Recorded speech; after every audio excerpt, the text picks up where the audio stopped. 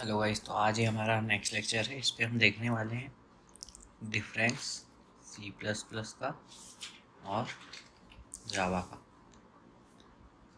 जावा और सी plus plus का difference देखेंगे इसमें, क्योंकि हमारे पास लैंग्वेजेस तो बहुत सारी हैं। सी प्लस प्लस भी है, जावा भी है, तो हम जावा ही क्यों यूज़ कर रहे हैं, इसको भी हमको समझना पड़ेगा। तो इसलिए अब हम इनमें डिफरेंस देखेंगे। तो सबसे पहले क्या होता है कि सी प्लस प्लस जो है हमारा, वो सी प्लस प्लस जो है वो प्लेटफॉर्म डिपेंडेंट है, और जावा जो होता है वो प्लेटफॉर्म डिपेंडेंट नहीं होता। अब सबसे पहले हम समझते हैं प्लेटफॉर्म डिपेंडेंट का क्या मतलब है। प्लेटफॉर्म डिपेंडेंट का मतलब ये है कि अगर हम अपना ओएस चेंज करते हैं या फिर हमारा आर्किटेक्चर चेंज करते हैं, मतलब कि 64 बिट या फिर जो भी 32 बिट वाला होता है, अगर वो चेंज करते हैं तो हमें सी प्लस प्लस का कोड वापस से कंपाइल करना पड़ेगा। और जो हमारा जावा का कोड है, अगर वो एक बार कंपाइल हो गया तो वो हर जगह चलेगा जहाँ जहाँ पर जावा है। ठीक है, तो बस इतना सिंपल सा मीनिंग होता है प्लेटफॉर्म डिपेंडेंट और प्लेटफॉर्म इंडिपेंडेंट का। तो जावा हमारा क्या होता है कि बाइट कोड एक ये जनरेट करता है जैसे ही कंपाइल होता है, तो जिसको कि फिर जेवीएम रीड कर लेता है। तो इसके कारण हमको क्या होता है कि वापस से इसको कंपाइल नहीं करना पड़ता। ये सिंपल एक बार कंपाइल होता है, बाइट कोड जनरेट करता है और बस ख़त्म। अब इसमें दूसरा पॉइंट आता है कि जो हमारा जावा है, जावा हमारा किस चीज़ के लिए यूज़ हो सकता है। वेब ऐप बनाने के लिए, डेस्कटॉप ऐप बनाने के लिए, या फिर मोबाइल ऐप बनाने के लिए। ठीक है, पर जो हमारा सी प्लस प्लस होता है वो मेनली सिस्टम प्रोग्रामिंग के लिए होता है। मतलब सिस्टम में हमें कुछ बनाना हो, सिस्टम की कुछ फंक्शनैलिटीज़ लिखना हो, इस सब के लिए हमारा सी प्लस प्लस यूज़ होता है। ठीक है, इसके बाद बहुत एक सिंपल सा डिफरेंस आता है। ये बहुत सारी लैंग्वेजेस में गो टू का यूज़ होता है, गो टू का, पर जावा में ऐसा कुछ भी नहीं है। No go to statement. Go to का सिंपल मतलब ये रहता है कि हम किसी जगह को एक मार्क लगा सकते हैं कि ठीक है, इसका ये नाम है इस जगह का, और उस जगह पे हम वापस से कोड को भेज सकते हैं। तो इसकी हेल्प से हम क्या होता था कि इसको ऐसा लूप भी यूज़ कर सकते थे। हम कभी सी प्लस प्लस पढ़ेंगे तो उसमें मैं आपको गो टू का यूज़ करके दिखाऊंगा। फिर इसमें दूसरा मेन पॉइंट आता है मल्टीपल इनहेरिटेंस।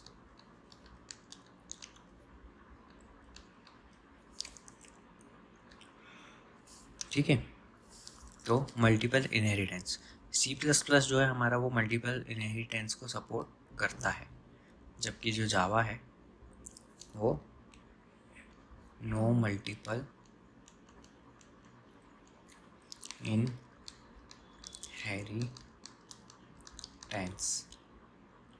और इसमें दूसरा एक और होता है हायरार्किकल। हायरार्किकल भी ये सपोर्ट नहीं करता है जावा। ठीक है, तो कोई भी ये क्यों नहीं करता है, सबसे पहली बात है कि ये एम्बिग्यूटी ला सकता है। मल्टीपल इनहेरिटेंस का क्या मतलब होता है कि दो क्लास से एक क्लास इनहेरिट कर ले। अब अगर उसमें दोनों में सेम मेथड होगी या फिर कुछ होगा तो वो हमें पता नहीं रहता है कि हम किस क्लास वाली मेथड का यूज़ करें। तो इसलिए जावा ने मल्टीपल इनहेरिटेंस और हायरार्किकल इनहेरिटेंस को बैन करके रखा है। सी प्लस प्लस में ये होता था, और इसके कारण कौन सी प्रॉब्लम आती थी वो आप मुझे कमेंट सेक्शन में बताएंगे। ये उसका एक हिंट है। ठीक है, तो आपको ये कमेंट सेक्शन में बताना है कि प्रॉब्लम कौन सी आती थी सी प्लस प्लस में मल्टीपल इनहेरिटेंस के कारण। तो अब हम जावा पे वापस आ जाते हैं डिफरेंसेस पे। अगला डिफरेंस इस पे ये है कि जो हमारा सी प्लस प्लस है, जो सी प्लस प्लस है इसमें पॉइंटर्स होते थे, इनको हम स्टार ऐसा यूज़ करके एक्सेस कर सकते थे। पर जो जावा है, जावा में इंटरनली होते हैं, यूजेस पॉइंटर्स इंटरनली यूज होते हैं, यूज़र को एक्सेस नहीं रहता। नो एक्सेस टू अस, ठीक है। हमारे लिए इसका एक्सेस बैन है। जावा में हम पॉइंटर्स का यूज़ नहीं कर सकते, पर इंटरनली वो यूज़ होते हैं। इसके बाद दूसरी चीज़ ये होती है कि मैंने आपको पहले ही बताया कि अभी इसमें पॉइंटर यूज़ नहीं होते हैं, तो हम सिंपल ये है कि इसमें हम call by value, call by reference दोनों यूज़ कर पाते थे। पर जो जावा है इसमें सिर्फ और सिर्फ कॉल बाय वैल्यू होता है, रेफरेंस नहीं होता, क्योंकि हमारे पास पॉइंटर्स ही नहीं है तो हम रेफरेंस कैसे पॉइंट करेंगे। इसीलिए इसमें कॉल बाय रेफरेंस होता ही नहीं है, ठीक है। अब एक मेन चीज़ आती है,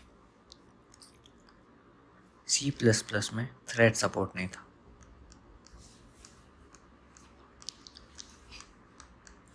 ठीक है, थ्रेड सपोर्ट का क्या मतलब है, सिंपल सा कि जैसे हमारे पास कोई बड़ी सी एप्लीकेशन रहती है तो हम उसको मल्टीपल थ्रेड्स में डिवाइड कर देते हैं, ताकि बहुत सारे जो थ्रेड्स होते हैं वो अलग अलग अपना अपना काम करते चलते हैं, और मतलब जो भी काम रहता है वो अलग अलग थ्रेड्स में डिवाइड हो जाता है, ताकि एप्लीकेशन फास्ट रहे, कहीं भी अटके ना। तो C++ में क्या था कि ये थ्रेडिंग का कॉन्सेप्ट ही नहीं था, मल्टीपल थ्रेड्स का। अब अगर हमें मल्टीपल थ्रेड्स उसमें यूज़ करना पड़ता था तो वो थर्ड पार्टी लाइब्रेरीज़ का यूज़ करना पड़ता था।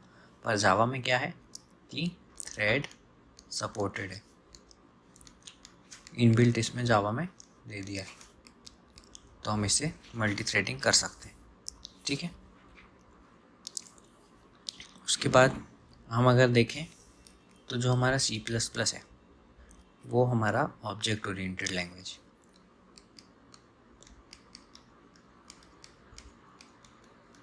सॉरी, थोड़ी राइटिंग ख़राब आ रही है, वो मैं स्क्रीन को टच नहीं कर पा रहा हूँ करके।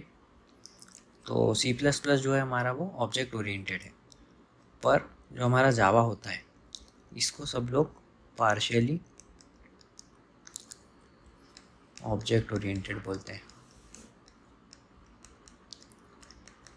वैसे तो कहने को जावा सबसे ज़्यादा ऑब्जेक्ट ओरिएंटेड है, पर इसमें एक धब्बा लग गया है कि ये प्रिमिटिव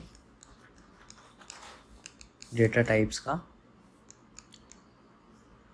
यूज़ करता है। जो हमारे इंट फ्लोट ये सब जो थे स्मॉल वाले, तो इन सब का यूज़ करता है जावा, जो कि कहीं और से लाए गए हैं, इसलिए जावा को हम पार्शियली ऑब्जेक्ट ओरिएंटेड बोलते हैं, क्योंकि डेटा टाइप जो है वो इसमें ऑब्जेक्ट नहीं होते। तो उसके लिए फिर ये जावा ने क्या लेके आ गया, जावा ने बाद में उसके लिए हमारे लिए लेके आया रैपर क्लासेस लेके आया। रैपर क्लासेस लाने के बाद क्या हो गया कि जावा हम फुली ऑब्जेक्ट ओरिएंटेड बोल सकते हैं, अगर हम प्रिमिटिव उसका यूज़ ना करें तो ऐसे देखा जाए तो जावा सबसे ज़्यादा ऑब्जेक्ट ओरिएंटेड लैंग्वेज है। और इसमें एक मेन बात यह है कि जो C++ होता है वो है तो ऑब्जेक्ट ओरिएंटेड, पर उसकी जो रूट हायरार्की होती है वो हम सिंगल हायरार्की में नहीं ड्रॉ कर सकते, क्योंकि यहाँ पे हर क्लास अलग अलग हो जाती है। हम कुछ भी क्लासेस बना रहे हैं तो वो अलग अलग क्लासेस हैं, ये सब अपना अपना एक ट्री बनाते चलेंगी, पर सिंगल उसमें नहीं रहेंगी, ठीक है। पर जो जावा होता है, जावा में आपको सबसे इम्पोर्टेंट पॉइंट बता रहा हूँ, इसमें होती है एक ऑब्जेक्ट क्लास। ये एकदम इम्पोर्टेंट पॉइंट है, ठीक है। ऑब्जेक्ट क्लास क्या होती है, पेरेंट मोस्ट क्लास। मतलब ऑब्जेक्ट क्लास जो है वो क्या होती है, हमारी हर एक क्लास की ऑब्जेक्ट मतलब पेरेंट होती है। हम कोई भी क्लास लिखते हैं, कुछ भी कोड लिखते हैं, वो सब कुछ ऑब्जेक्ट क्लास के अंदर ही लिखता है। जावा में बाय डिफ़ॉल्ट इससे इनहेरिटेड रहती हैं सारी क्लासेस, ठीक है। हम कोई भी क्लास बना दें वो ऑब्जेक्ट क्लास की ही चाइल्ड कहलाएगी। तो इससे क्या होता है कि ऑब्जेक्ट क्लास, ये हमारा ऑब्जेक्ट क्लास हो गई, ठीक है। इसके अंदर ही हमारे सारे क्लासेस आती हैं।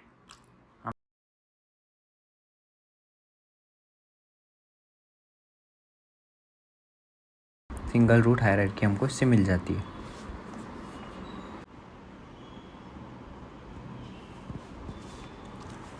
तो हमने क्या देखा अभी इसमें कि जो हमें ऑब्जेक्ट क्लास है उसके कारण हमको सिंगल रूट हायरार्की हमें जावा में मिल जाती है। इससे क्या होता है, ये हमारा ऑब्जेक्ट क्लास जो है वो हमारा एज अ रूट एक्ट करता है। इसके अंदर ही हमारी सारी ब्रांचेस बनती है। ठीक है, हम जितना भी बना लें। तो एक बार हम जल्दी से इसको रिवाइज़ कर लेते हैं, C++ और जावा में डिफरेंस। तो सबसे पहला डिफरेंस हमने क्या देखा था? सबसे पहला डिफरेंस हमने देखा था कि ये C++ जो होता है वो प्लेटफॉर्म डिपेंडेंट है, जबकि जावा प्लेटफॉर्म डिपेंडेंट नहीं है। इसका रीज़न मैंने आप लोगों को बता दिया है ऐसा क्यों है। फिर नेक्स्ट हमने क्या देखा था कि C++ जो है वो सिस्टम प्रोग्राम्स के लिए यूज़ होती है। कोई भी हमें इसकी फंक्शनलिटी बनाना हो, सिस्टम की विंडोज़ लिखना हो या फिर जो भी ऑपरेटिंग सिस्टम वगैरह का कुछ प्रोग्राम्स लिखना हो तो उसके लिए यूज़ होती है।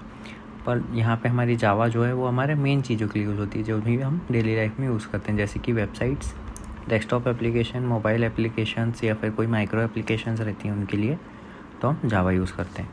फिर थर्ड डिफरेंस हमने देखे थे कि C++ या फिर बाकी लैंग्वेजेस में कुछ लैंग्वेज होती हैं जिनमें गो टू नाम का एक कीवर्ड होता है, पर जावा में ऐसा कुछ भी नहीं है।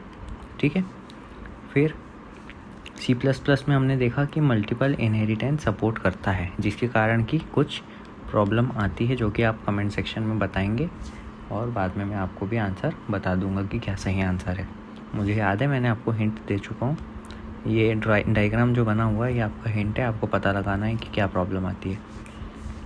पर जावा में हम देखते हैं तो जावा ने क्या किया, मल्टीपल इनहेरिटेंस को हटा ही दिया और हायरार्किकल भी हटा ही दिया। इससे क्या हुआ कि प्रॉब्लम आना ही बंद हो गई। इसको हम कर सकते हैं मल्टीपल इनहेरिटेंस, पर उसका वो नया वे लेके आया जिसके कारण ये प्रॉब्लम ख़त्म हो गई। इसको हम इंटरफेसेस के थ्रू कर लेते हैं जो कि हम आगे पढ़ेंगे। फिर हमने क्या देखा कि C++ में पॉइंटर्स होते थे, पर जो हमारा जावा है उसमें इंटरनली तो पॉइंटर होते हैं पर हम उसको एक्सेस नहीं कर सकते। ठीक है, इसी के बाद हमने इससे रिलेटेड पॉइंट देखा था कि C++ में हम call by value, call by reference दोनों का यूज़ कर सकते हैं, पर जो हमारा जावा होता है उसमें सिर्फ और सिर्फ हम कॉल बाय वैल्यू का यूज़ करते हैं, कॉल बाय रेफरेंसेस का नहीं कर सकते। उसके बाद हमने क्या देखा कि C++ में थ्रेड सपोर्ट नहीं था। इसमें क्या था, थर्ड पार्टी लाइब्रेरी हमको यूज़ करना पड़ता था, पर जावा ने क्या किया, उसको इनबिल्ट सपोर्ट ला दिया थ्रेड का, जिससे कि क्या होता है कि हम मल्टी थ्रेडेड एप्लीकेशन बना सकते हैं। उसके बाद C++ जो है हमारा वो ऑब्जेक्ट ओरिएंटेड हुआ, पर जो हमारा जावा है वो पार्शियली ऑब्जेक्ट ओरिएंटेड हुआ। अब अगर आपसे कोई रीज़न पूछेगा कि पार्शियली ऑब्जेक्ट ओरिएंटेड क्यों है, तो आपको बोलना है वो प्रिमिटिव डेटा टाइप का यूज़ करता है इसीलिए। तो अब प्रिमिटिव डेटा टाइप का यूज़ करता है तो इसके बदले में जावा ने क्या लेके आया, wrapper classes. Wrapper classes simply क्या है, जो हमारा इंट हम लिखते थे उसको इसने लिख दिया इंटीजर, बस कैपिटल में। क्लासेस के फॉर्म में ये डेटा टाइप्स को ले आया, पहले ये प्रिमिटिव डेटा टाइप्स जो थे उसके लिए। ठीक है, फिर हमने क्या देखा कि जो C++ है उसमें सिंगल हायरार्की नहीं है। हम जितनी क्लास बनाएंगे और उनके जितने चाइल्ड होंगे सबकी एक अलग अलग हायरार्की मेंटेन होगी, पर जो हमारा जावा है उसमें हमारी होती है सबकी पिताजी ऑब्जेक्ट क्लास। ठीक है, तो ऑब्जेक्ट क्लास क्या होता है, हर एक क्लास का पेरेंट क्लास होता है। तो इसमें क्या होता है कि ऑब्जेक्ट क्लास जो है वो हमारा हो जाता है रूट। अब सिंगल रूट है, यहीं से ये इसकी जड़ है, तो अब कितनी भी ये पेड़ उगाते जाए, ब्रांचेस जितनी भी बनते जाए, रूट तो इसकी एक ही रहने वाली है जो कि हमारी ऑब्जेक्ट क्लास। तो ये सिंगल रूट हो जाता है, सिंगल हायरार्की। ठीक है, ये सिंगल हायरार्की प्रोवाइड करता है। तो ये इतना हमने देख लिया अभी तक C++ और जावा के डिफरेंस। इसके आगे हम जावा का नॉर्मल टॉपिक से स्टार्ट करेंगे, तो सब्सक्राइब कर लीजिए। इसी के साथ बाय।